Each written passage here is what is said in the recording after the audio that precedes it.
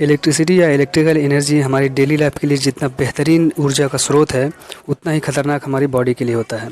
इसमें शॉक लगने पे हमारी बॉडी में नॉर्मल डैमेज से लेकर के क्रिटिकल डैमेज, इवन डेथ तक हो सकती है। हे गाइस, मैं हूं मोहम्मद सईद और आप देख रहे हैं साइंस फॉर।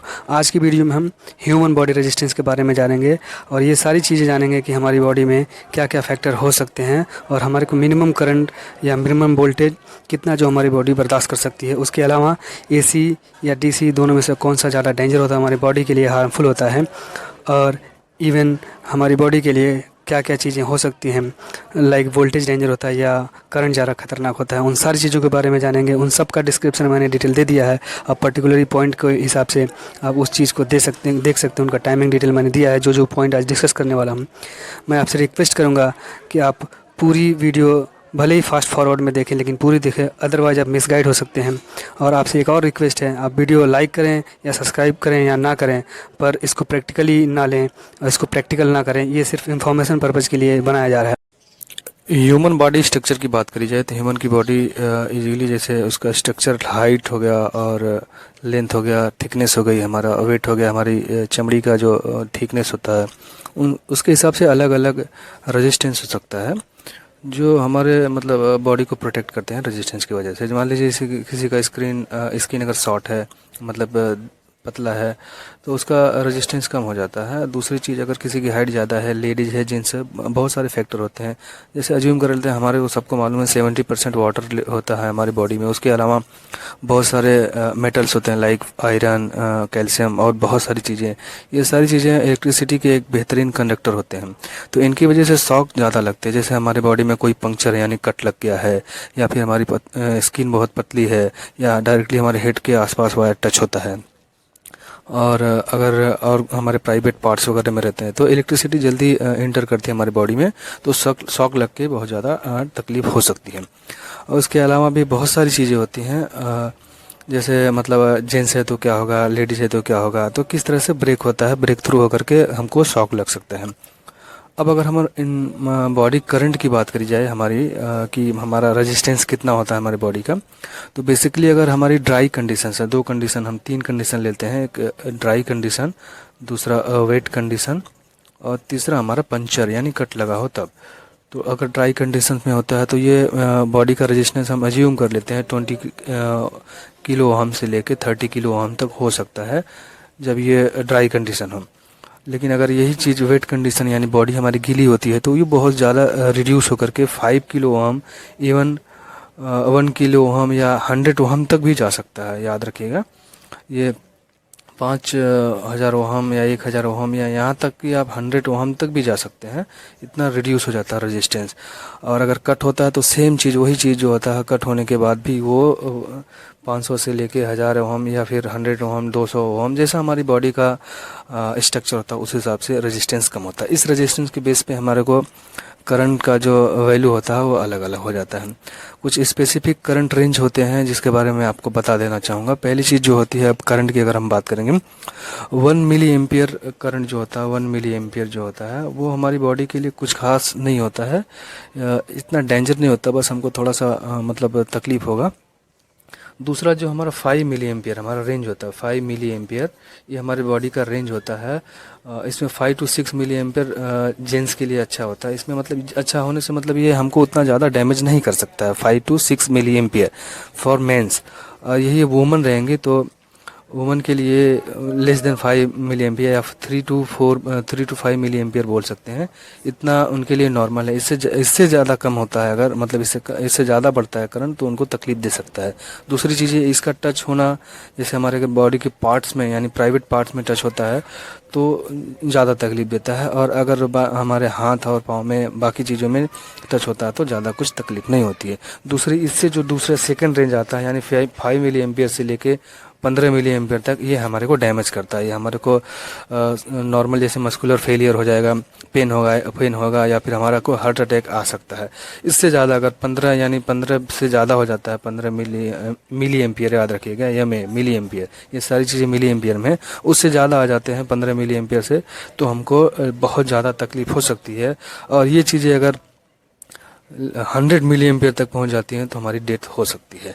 ये सारी कंडीशंस होती हैं। अब हम अगर पूरी बॉडी पार्ट्स की बात करेंगे कि हमारी बॉडी पार्ट्स में कहाँ कहाँ कितना मिली एम्पियर तक कैपेसिटी होती है, तो उसके बारे में भी हम अगर जानने की कोशिश करेंगे तो हेड का अलग रेंज होता है, उसके अलावा हैंड टू हैंड अलग होता है और फिट टू फिट अलग होता है। जैसे कि मैं अभी आपको एक बताना चाहूँगा थोड़ी सी डिटेल्स।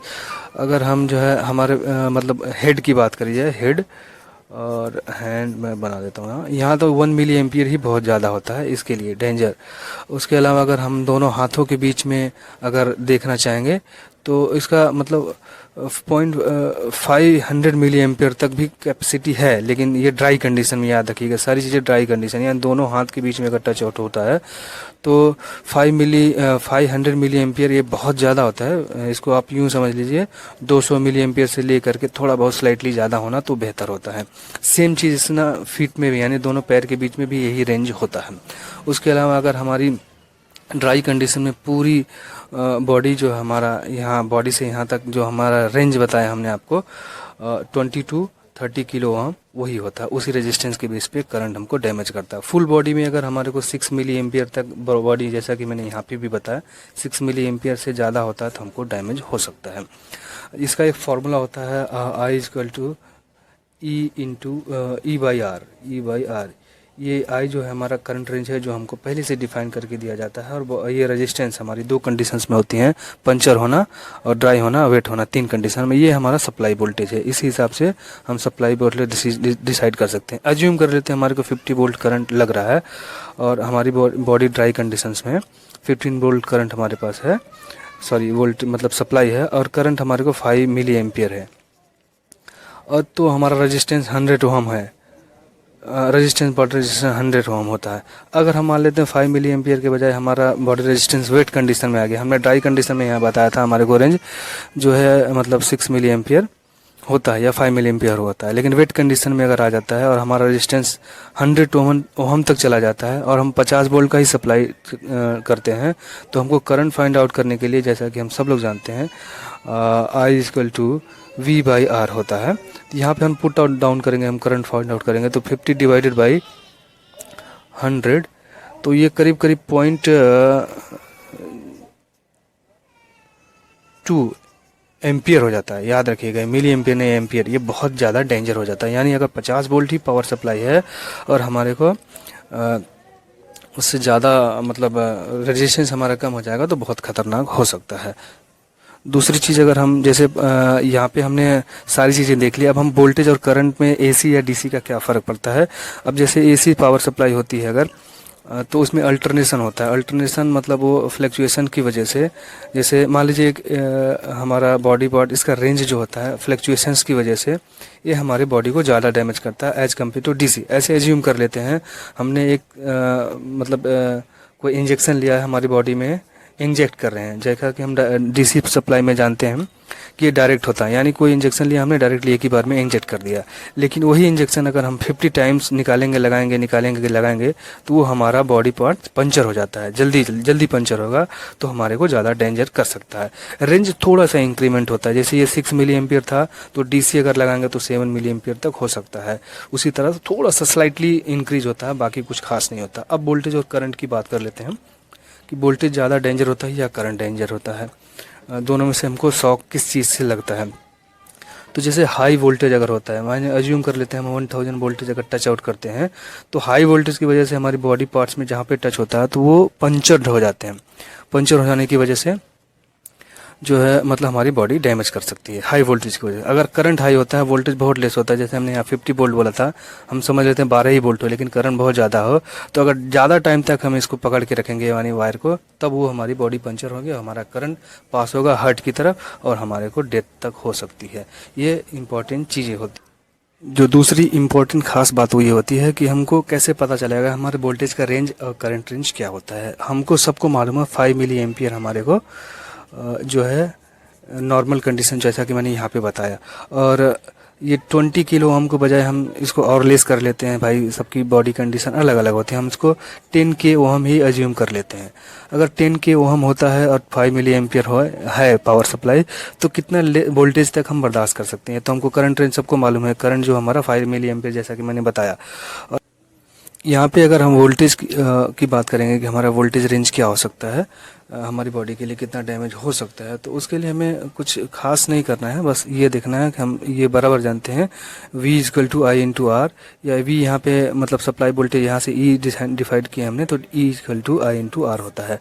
हमारे को करंट रेंज पता है 5 मिली एम्पियर, और हमने अज्यूम कर लिया कि हमारा जो बॉडी रेजिस्टेंस है वो 10 के ही है। याद रखिएगा 10 के ही है। तो अगर हम इसको मतलब फाइंड आउट करना चाहेंगे कि कितना वोल्टेज रेंज हो सकता है, करंट तो हमको मालूम हो गया, तो वोल्टेज रेंज फाइंड आउट करने के लिए इज इक्वल टू आई मतलब 5 इंटू 10⁻³ हालांकि मिली एम्पियर है तो हम 3 एज्यूम कर लेते हैं, इंटू 10⁻³ तो ये 10 इंटू 10⁻³ है, क्योंकि 10 के ओम है तो 10 और ये मतलब हो जाएगा, कट हो जाएंगे एक दूसरे से।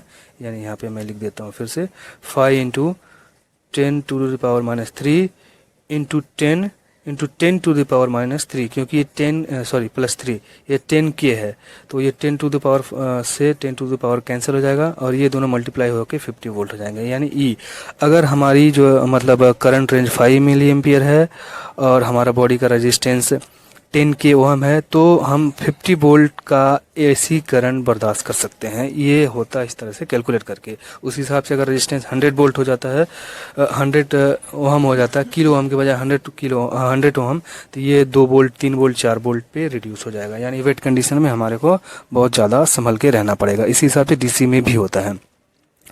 तो ये सारी चीज़ें होती हैं। वीडियो कैसा लगा? अगर अच्छा लगा तो लाइक करें, शेयर करें और कमेंट करें, और अगर आपका कोई डाउट है तो उसको ज़रूर हमारे साथ शेयर करें। चलिए मिलते हैं अगली वीडियो में, तब तक के लिए धन्यवाद।